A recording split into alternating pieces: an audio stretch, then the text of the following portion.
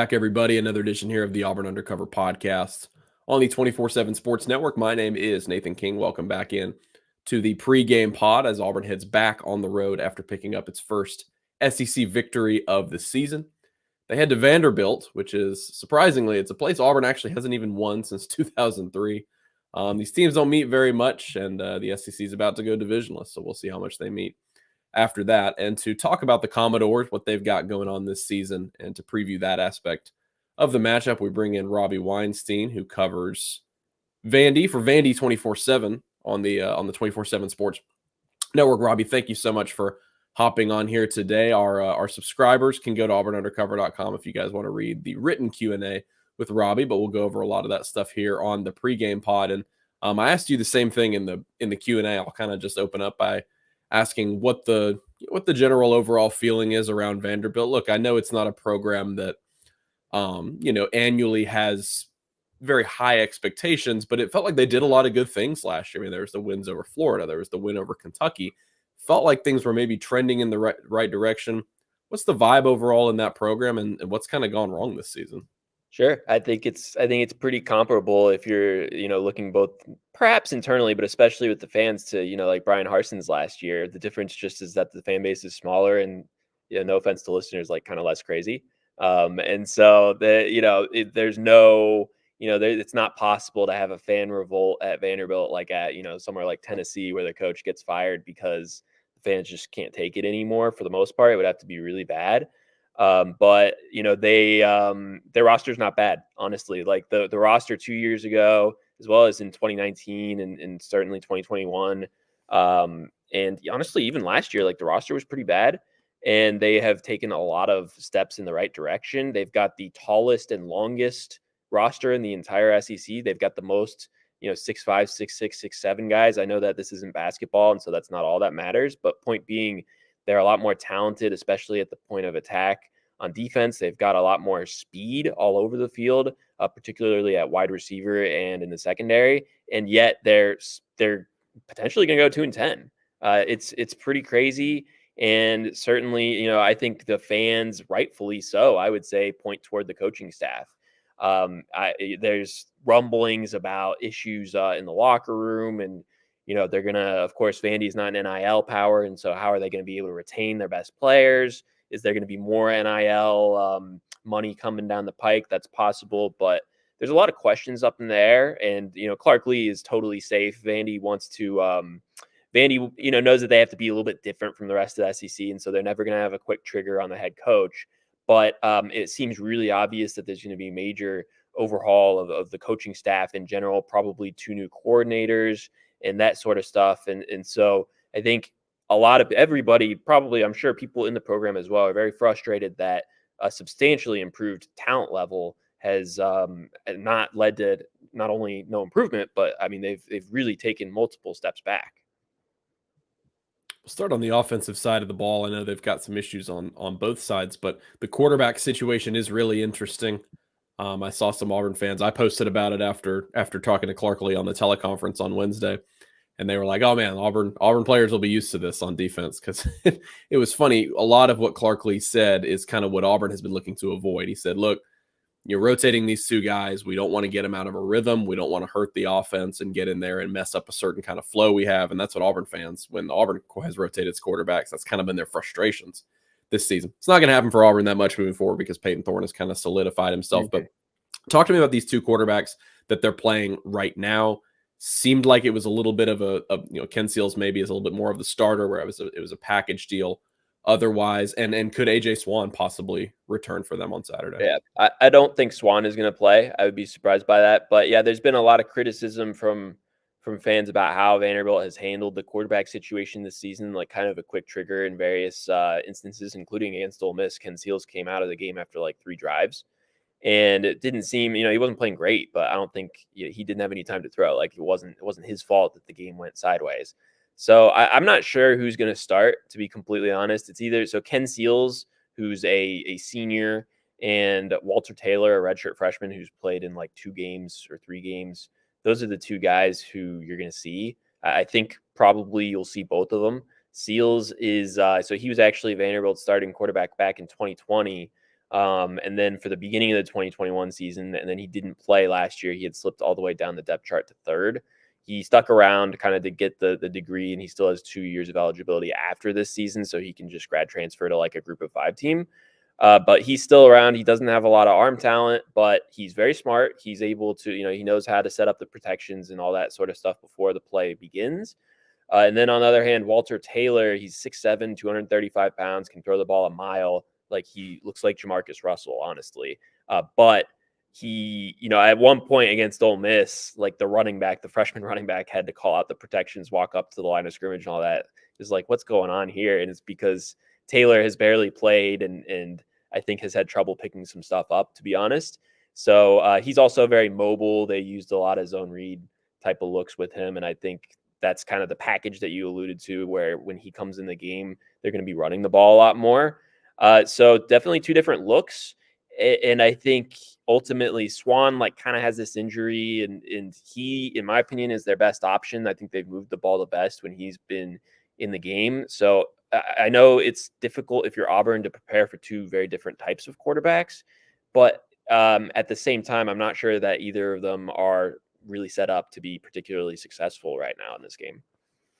Yeah, and a big reason why Vanderbilt's passing game has been successful at any point over the past couple years has been Will Shepherd. Obviously, he's one of the best receivers in the SEC. I believe he's 3rd in the league in receiving touchdowns this season. He's got 8 of them. What does his status look like? I know he left that Ole Miss game. Yeah, I think he's probably going to play. It doesn't sound like it's definitely not a long-term injury. Like, I guess there's an outside chance that he doesn't play, but I would also note the schedule for Vandy sets up really weird, where this is actually their last home game. It's senior day, and he's a senior, and he's going to go to the NFL draft almost certainly. So I would be a little surprised if he sits out his last home game.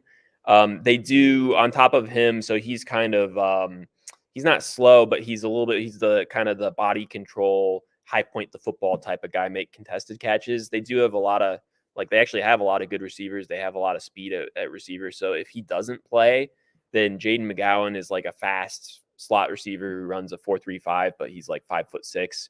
He's somebody to watch. London Humphreys and Junior Sherrill are a couple of true freshmen who both have been productive. Sherrill actually is Hank Brown's former high school teammate at Lipscomb Academy here in Nashville. So those guys know each other very well. So I think regardless, whether Shepherd plays or not, I think they have enough at wide receiver to make some plays down the field.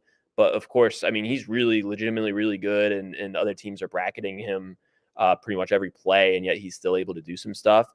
So particularly in the red zone, that's going to be somebody who Vandy needs to keep an eye on, because he's really good at making tough catches in traffic. I should say Auburn needs to keep an eye on him. Sorry. Yeah, I mean, they've had some games this season where they've played really well in coverage, and obviously they've got a bunch of interceptions. Them and Vandy both tied for the lead in the SEC in interceptions this season, and then there have been other moments against tough guards like Brock Powers and Malik Neighbors that pretty much everybody has trouble guarding them. But obviously Vandy would like to get something like that going with Will Shepherd on the other side of the ball. I think it's 38 points a game Vandy's given up here during this 7-game losing streak. And so, the defense obviously is struggling. I know they have some good pieces. You mentioned that this is a talented roster. I remember looking at them in the offseason, and CJ Taylor is obviously a really intriguing player. Is it Jalen Mahoney? Yeah. As well as also a talented player there. What is working well for them on defense? What are the biggest struggles? Because this is an Auburn offense that, look, they did good stuff, but you can't ignore that they were pretty inconsistent before that. And so if Vandy plays well, there's no reason to believe they can't kind of limit Auburn's offense. It's not been the most consistent offense all season. Yeah. I'd say, I mean, they're obviously at 38 points a game. Like, there haven't been many strengths. I'd say they're good in the red zone. They're pretty good in the red zone. That's a big part of what they want to do. And this goes back to Clark Lee's days at Notre Dame. They didn't give up a lot of big plays or long touchdowns when he was at Notre Dame. And it was more like, okay, like, if you're going to beat us, if you're going to score on us, you got to have a 10-play drive and string multiple positive plays together in a row. And basically their goal is to force a field goal and hold up in the red zone. I think they've been reasonably good at that, but they still give up too many big plays through the air. This has been an issue for all 3 seasons, and it's one of the reasons why there's a really good chance that they're going to be getting a new defensive coordinator for next season. I would note on Taylor. So he's coming back from an injury. They've been vague about what it is. It's a lower body sprain. I don't know if that's a knee, if it's an ankle, high ankle, foot. I tend to doubt. So earlier in the week, it sounded like maybe he would play, but I'm getting a little bit less. I think I'm less confident in that now. And if that's the case, that's a huge loss for Vandy because he is not only fast, but he's like instinctive and decisive, and so he's good at going sideline to sideline, chasing down ball carriers. He's also, when they blitz him, he's a really good pass rusher. So if he does not play, I mean, Auburn is in a really good spot. I would say their safeties are pretty good. Mahoney will potentially come down and play some nickel corner if CJ Taylor does not play, and then Dericky Wright, who's a former Alabama and Ole Miss commit, he's a potential NFL draft pick this year. A big 6'4" boundary safety, and he's a nice player.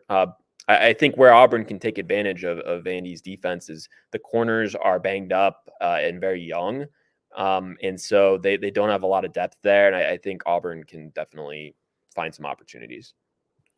Vandy's had some moments, particularly at home. They hung around with Georgia for a little bit there in the first half. They've had a few other good quarters where they've been able to compete with some SEC opponents on both sides of the ball. What have been kind of the factors that you've seen? Okay, when Vandy's within a touchdown of Georgia for a couple quarters, or they're hanging around, or they're able to be a little bit more explosive on offense. What are some of the factors that you've seen that make this team look a little better? What do they need to execute on? I think it's odd because last year they had their success by not hurting themselves. They didn't turn the ball over a lot. They committed very few penalties, and especially very few like stupid personal fouls or unsportsmanlike conduct type of stuff. And this year has really been the opposite of that, and that's why Swan got benched initially. Like, yeah, he was banged up, but also he threw two pick sixes against Kentucky, and he was up to 7 interceptions through I think 5 games, and or maybe even 4 games. I can't remember, but so when they've done a little bit better, it's when they're not turning the ball over and when they're not committing penalties. Basically, it's a young roster and they've made a lot of unforced errors this season. Like, I think they can generally move the ball. Maybe they didn't do that as well against Ole Miss, due in part to the quarterback situation. The O-line had its worst game of the season. But what they can't do is, I mean, even though their roster talent has definitely improved, it's still 14th in the SEC. And so if they're going to win games or be competitive, I know that Auburn's talent level isn't at, like the Cam Newton days or anything, the national championship contending team days, but still better than Vandy's. And so Vandy, when they stay in these games a little bit or hang around, it's because the opponent is making a lot more mistakes than them. Like Carson Beck threw a pretty bad interception in that game, and Georgia hurt itself, I thought, on multiple occasions. And when things go wrong, it's because they do a lot of stupid stuff. Yeah, and from the Vanderbilt perspective, I would not be surprised if this game stays close, at least for a little while, because Auburn's yet to play well on the road this season.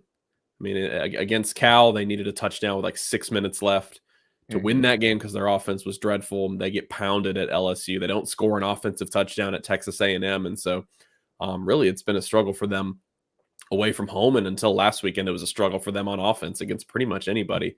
And they obviously got off the schneid against a team that had one SEC win. And so Auburn obviously is hoping to continue that momentum and do so against a Vandy team. But, like you mentioned, there were a few people on our message board that weren't disagreeing with you in your Q&A that you wrote, hey, I don't think these teams' talent levels are necessarily too far off from each other right now.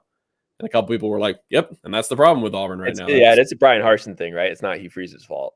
They've done the best job they could have pretty much. I think they've missed. They didn't miss on their transfer evaluations, but I think some of their transfer guys maybe haven't been as good as they thought. The Peyton Thorne experience has not been as smooth as they wanted, but it's starting to come around a little bit. I think this line, as we sit here right now, Robbie, is 12.5. I would not, obviously, I think most people are going to pick Auburn to win the game. What do you think about that line, though, and kind of how this one might play out in terms of a score? Vandy's only covered once this season, so Of course I lean Auburn. I think I struggle to see how Vanderbilt is going to score enough to really stay in this game. I don't necessarily think that Auburn is going to run away from them early like what Ole Miss did, but I just am not seeing. I mean, the offensive line for Vandy would have to play a lot better, and maybe they will. They probably will, yeah, because like Elijah McAllister is playing on the other side, and he was going to be third string for Vandy if he had stayed. But like I think I'm just not seeing with the quarterback situation and pulling guys in and out. And then Vandy's defense has struggled for most of the season. Like I think Auburn has a pretty good chance to get into the 30s, maybe the low 30s, or certainly approach 30 points. I'd be a little surprised if they're below 27, 28. And I'm just not sure that Vandy is going to be able to even get into the 20s because I think their offensive identity is starting to get kind of scattered. They don't have a quarterback, or at least not, one quarterback who they've zeroed in on. And with Walter Taylor, they're basically, it's basically like a test run in some ways, kind of like the Titans going to Will Levis, like to see what they have. And, Will Levis throws 4 touchdowns against the Falcons, but Walter Taylor, had not played significant snaps in a college game before. And so it's going to be rough. And he struggled at least in the passing game. So, I mean, my personal opinion, I like Auburn to cover because I think that just Vandy is going to struggle to consistently move the ball, and they're going to need to hit on a couple like big plays down the field probably if they're going to be able to string enough. I don't think they're going to be able to string together like long sustained drives probably on offense. And so I kind of like where Auburn's at defensively in this game, how they match up. Yeah, I think Auburn's defense has been, the numbers don't, I think, tell the entire story. They've obviously been the better unit all season. Sure. They've pretty much only gotten handled in one game, and it was when they went to LSU, and it was like, okay, like everybody is going to get that experience from Jane Daniels. But unless they have a strange performance relative to what they've done the rest of the season, they should be pretty good because they've been maybe a little bit better than we expected. Even I think this D line's been better. The front seven has been better than we thought with the players that you mentioned. Elijah McAllister, the personnel in their front seven didn't look very good preseason. It's still not excellent, but I do think it's a little better than we anticipated and capable of probably taking advantage of Vanderbilt in this game. You mentioned that they could have an opportunity to go 2-10. What does the rest of their schedule look like, Vandy? And is there an opportunity for them to get a couple wins here if they start playing better? Well, I mean, they play South Carolina on the road, and I know South Carolina is really struggling. That would be probably the big one, I believe. So they played week 0 and had this weird schedule. Those are the only 2 games left at South Carolina, at Tennessee. They have actually a bye between those games, the bye the second to last week of the season, which is unusual. Yeah, I mean, I think Tennessee, I don't see them really competing probably in that game. I mean, I've definitely been wrong before. South Carolina is interesting because Vandy hasn't beaten them in almost, maybe like 15 years. It's been a really long time. And for some reason, that's just a team that they can never get over the hump against. But, I guess it's a road game, but obviously the Gamecocks are having some of the same issues, I think, as Vanderbilt. Yeah, it is a weird schedule. I remember going all the way back to watching Vandy in weeks. It's like not only you play 2 out of conference road games, but one of the, Wake Forest, I guess, isn't that strange. And the other one is all the way across the country at UNLV. Yeah. And that's after they went to Hawaii last year. So yeah, not a very favorable schedule for scheduling anybody. going on. Strange decisions going on like 10 years ago. This doesn't have anything to do with the current staff or administration, but yeah, there's some strange choices in the past. Yeah, Auburn can definitely relate because when Hugh Freeze got here and he was handed his schedule that says, hey, in week 2, you're going 2,500 miles to Cal and you're playing in the middle of the night. He was like, what is this? Why did anyone total recruiting ground out there in San Francisco or the East Bay, right? For Auburn. Come on. Yes. Yeah, they've recruited. It's like they've had 4 or 5 California guys on their roster over the past few years. Every single one of them has been a transfer. Like they haven't gone to California to recruit a kid, and they shouldn't need to forever. No. And so I think Auburn fans, that game was a super, super late local kick. And so Auburn's like, let's make sure it's an 11 a.m. kick when Cal comes here next year. That way they're playing at like 9 o'clock body clock time. But yeah, interesting schedule for Vanderbilt for sure. And, I like Clark Lee a lot. The past couple media days, at least, I've enjoyed, sort of his perspective on the program. And like you said, it doesn't seem like they're going to, it seems like they've got a long leash for him, defensive guy. And so, I don't know, what is sort of the blueprint, would you say, for them to, I guess they were close to it last year. So what is the blueprint for them to get, closer to a bowl team? Well, I think they have a good blueprint, to be honest with you. So I'm a little I guess I'm biased. I try not to be, but they hired our coworker Barton Simmons to be Yeah, yeah. effectively their director of player personnel, and I used to sit, the desk that I would usually sit at in former 24/7 HQ was kind of diagonal from Barton's, and I think like honestly, if you look through their last two recruiting classes, or I guess their first two recruiting classes, really, with this coaching staff, and you see what they've done as freshmen and sophomores, like it's pretty good. I mean, they've outperformed. They've got a lot of 3-star guys who are playing well as freshmen and already appear to be outperforming their rating basically. So I mean, I think it makes sense what they're doing. They really prioritize traits, athleticism, speed, measurables like height and length, and as a result, they've gotten some guys who were kind of undervalued, but look like guys who would play for other SEC teams and look like physically guys who Vandy doesn't usually get. Those guys are going to need some time. I do think like they kind of ignored the transfer portal, or like they've also been a little hamstrung in terms of opening up spots because they don't run guys off due to the value of the degree. And that to some extent, I'd say mostly is like a mandate that comes down from above. And so it's kind of tough. Like they need to take more transfers, but they've been up against the 85. And so they weren't able to go get, the extra corner or extra offensive lineman that they probably needed for this season. But also, I think Clark Lee really values the, locker room culture stuff. And in my opinion, probably overvalues it a little bit because the transfers who have come in, they've done a good job of identifying them and they've fit in. And it's, I think players want to win, right? Your culture is at its best when people are happy because they're winning games. And so for the most part, I think they could be a little more aggressive on the transfer market and that would, be a better blueprint, but they are going to need to be high school focused. And I think basically they just need to, I think their initial coaching staff was pretty good. Jesse Minter was on there. And, of course, Vandy's never going to keep an assistant coach if Michigan comes calling. And so they basically need to get some hires right. It's really, it sounds like, it's easy for me to say, but that I think is going to be a really big deal for them this offseason. Yeah, and we'll see how that plays out. I mean, Auburn gets them next year. They get them 2 years in a row. Yeah, which is fun. I'm glad that Yeah. I hope that they go to 9 games because it doesn't feel like a conference to me in some ways. Because Yeah. I was at the last game that Vandy and Auburn played together in 2016 at Auburn. Like that feels like forever ago. Yeah, it's my freshman year of college. That was my freshman Crazy. season at Auburn, and so yeah, that was a Zach Cunningham Oh yeah, game, and yeah. Auburn had John Franklin III at quarterback, and I think he completed like 2 passes. Yeah, that was when Sean White got suspended for spending too much time at Skybar, right? That was actually the next season. This was a Sean White injury. I Yeah, got you. that came later in the year when he was Jarrett Stidham, or that came next year. He was Jarrett Stidham's backup, and then he actually got dismissed from the team. I love Skybar, so I get it. Well, you'll be coming next year then. Yeah, I guess hope so. When they're back here in Jordan-Hare. Robbie Weinstein, a Skybar aficionado, thank you so much for hopping on the podcast this week. I'm sure you just gained favor of a lot of our I hope so. listeners. I said the Auburn fans are crazy earlier. I want to just make it clear, good crazy. Oh, they're fine. Crazy, there's good crazy.